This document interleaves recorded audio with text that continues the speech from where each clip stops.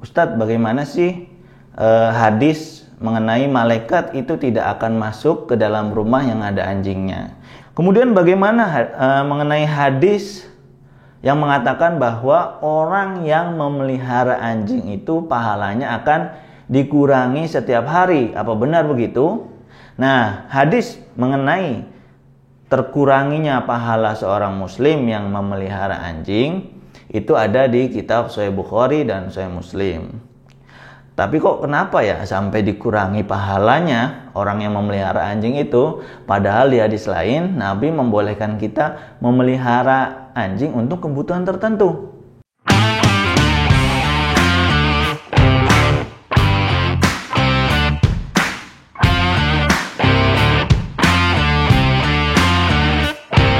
Assalamualaikum warahmatullahi wabarakatuh. Apa kabar sahabat Bincang Syariah? Semoga Anda sehat selalu. Beberapa hari belakangan ini saya membaca berita di media, ada seorang perempuan bercadar namanya Hesti Sutrisno yang memelihara 70 anjing liar. Namun ada sekelompok orang yang tidak senang dengan keberadaan anjing-anjing milik Mbak Hesti dan mereka berupaya mengusirnya. Padahal menurut penuturan Mbak Hesti, warga setempat justru malah marah dengan perlakuan sekelompok orang yang mengintimidasi Mbak Hesti karena memelihara anjing liar tersebut. Nah, di samping itu juga, sahabat Bincang Syariah, Mbak Hesti ini sudah meminta izin untuk membuat shelter anjing pada kepala desa dan pihak kecamatan. Shelter anjing miliknya itu jauh dari pemukiman warga, artinya potensi gonggongan anjing yang mengganggu itu tidak ada. Kemudian kata Hesti, kotoran-kotoran anjing liar miliknya itu dibuang pada septic tank khusus yang dibuatnya. Artinya ini juga tidak mengganggu masyarakat setempat. Hesti juga melakukan vaksinasi rutin terhadap anjing liar yang ia pelihara, sehingga potensi penyakit rabies yang dikhawatirkan itu minim terjadi. Apalagi anjing-anjing liar milik Hesti itu tidak diperjualbelikan sama sekali olehnya. Nah, menurut saya apa yang sudah dilakukan Mbak Hesti itu mudah-mudahan termasuk dalam anjuran Nabi Muhammad SAW, Ar-Rahimun yarhamuhumullah, irhamu ahlal ardi yarhamukum man fis sama. Orang-orang yang memiliki kasih sayang itu akan Allah sayangi.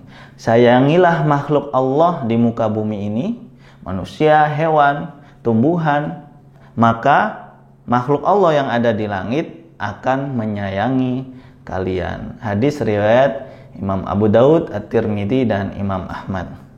Bahkan dalam hadis Sahih Muslim terdapat keterangan mengenai kisah wanita tunasusila atau wanita pelacur yang diampuni dosanya karena memberi minum seekor anjing.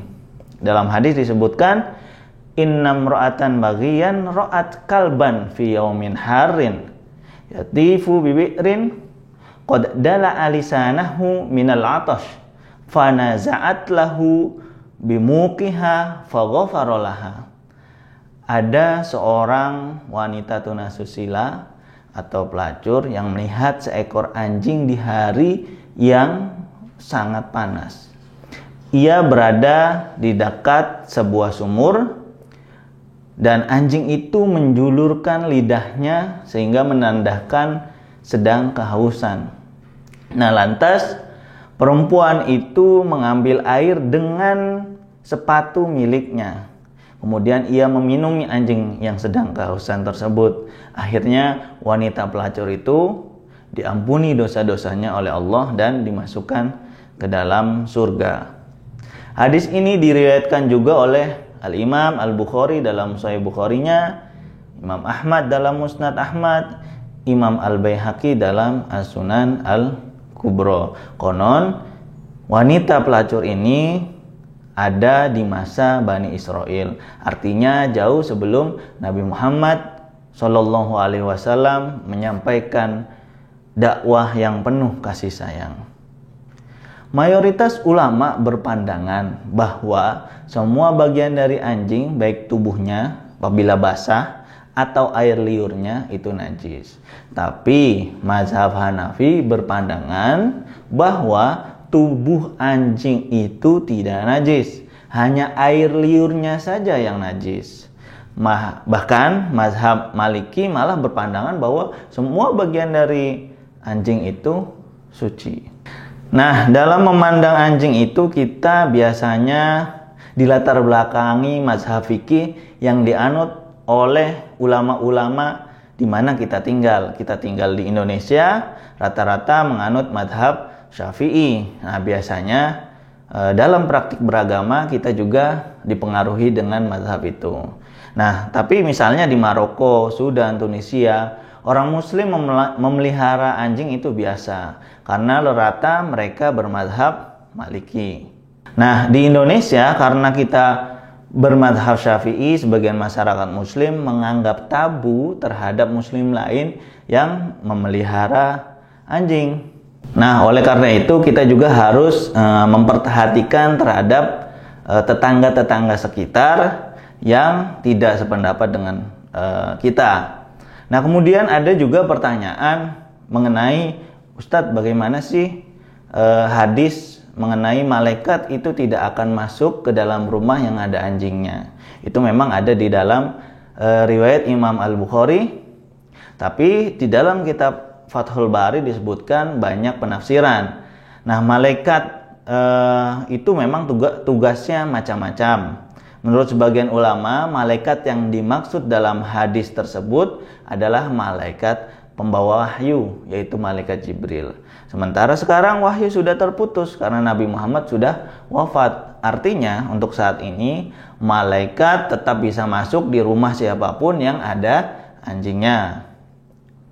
Baik itu anjing peliharaan, anjing pelacak, anjing penjaga lahan, dan lain sebagainya. Walaupun ada juga yang berpandangan bahwa malaikat yang dimaksud dalam hadis itu adalah malaikat pembawa rahmat atau malaikat pencatat amal.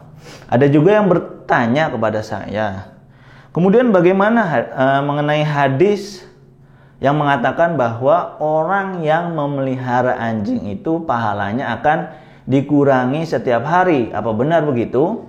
Nah, hadis mengenai terkuranginya pahala seorang muslim yang memelihara anjing itu ada di kitab Sahih Bukhari dan Sahih Muslim. Tapi kok kenapa ya sampai dikurangi pahalanya orang yang memelihara anjing itu? Padahal di hadis lain Nabi membolehkan kita memelihara anjing untuk kebutuhan tertentu. Nah, karena itu saya baca dalam kitab Fathul Bari karya Imam Ibnu Hajar Al-Asqalani mengenai banyak ragam pendapat ulama terkait hadis di atas. Di antaranya ada ulama yang berpandangan bahwa dikuranginya pahala seseorang yang memelihara anjing itu bila anjing peliharaannya dilepas dan dapat mengganggu orang lain. Nah, terkadang kan kita suka melihat anjing yang menggonggong terhadap siapapun padahal orang itu tidak bersalah. Kalau dari pengakuan wanita bercadar yang tadi kita bahas, yaitu Mbak Hesti, dia sudah memelihara 70 anjingnya di shelter khusus yang jauh dari pemukiman. Bahkan setengah anjing itu juga milik warga setempat yang dititipkan kepadanya.